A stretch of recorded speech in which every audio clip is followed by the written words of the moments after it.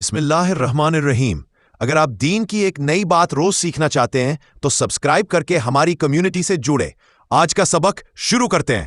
یہ واقعہ اللہ کے نبی حضرت موسیٰ علیہ السلام کے زمانے کا ہے۔ حضرت موسیٰ علیہ السلام ایک بار اللہ تعالیٰ سے ہم کلام بات چیت ہونے کے لیے طور پہاڑ پر جا رہے تھے۔ راستے میں انہوں نے ایک بہت ہی غریب اور بوڑھی عورت کو دیکھا۔ وہ عورت لگاتار اللہ کی عبادت میں مشغول تھی اور اپنے رب سے دعا کر رہی تھی۔ موسیٰ علیہ السلام نے اس عورت سے پوچھا، اے اللہ کی بندی، تم اتنی پریشانی میں کیوں ہو؟ تم اللہ سے کیا مانگ رہی ہو؟ اس عورت نے جواب دیا، اے اللہ کے نبی، میری بس ایک ہی تمنا ہے کہ قیامت کے دن جنت میں میرا محل آپ کے محل کے پاس ہو۔ حضرت موسیٰ علیہ السلام یہ سن کر تھوڑا حیران ہوئے۔ وہ عورت اتنی غریب اور معمولی تھی، جبکہ موسیٰ علیہ السلام اللہ کے بہت بڑے نبی تھے۔ انہوں نے مسکراتے ہوئے کہا، ٹھیک ہے، میں تمہاری یہ دعا اللہ تعالیٰ تک ضرور پہنچاؤں گا۔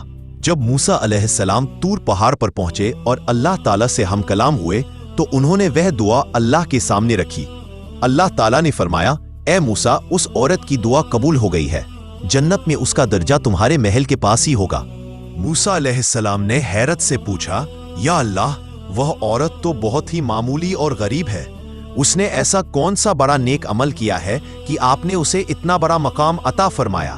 اللہ تعالیٰ نے جواب دیا، اے موسیٰ، یہ صحیح ہے کہ اس نے دنیا میں کوئی بہت بڑا ظاہری عمل نہیں کیا، لیکن اس کے اندر 3 خوبیاں ہیں جن کے کارن میں نے اسے یہ مقام دیا ہے۔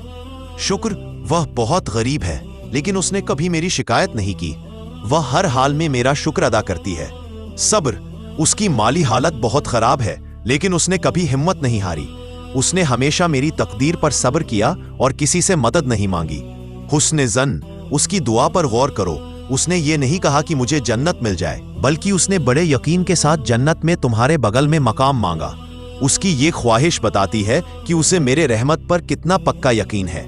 یہ 3 خوبیاں یعنی شکر، صبر اور اللہ پر مضبوط یقین ہی وہ نیکی ہے جس نے اسے اتنا بلند مقام دلایا ہے۔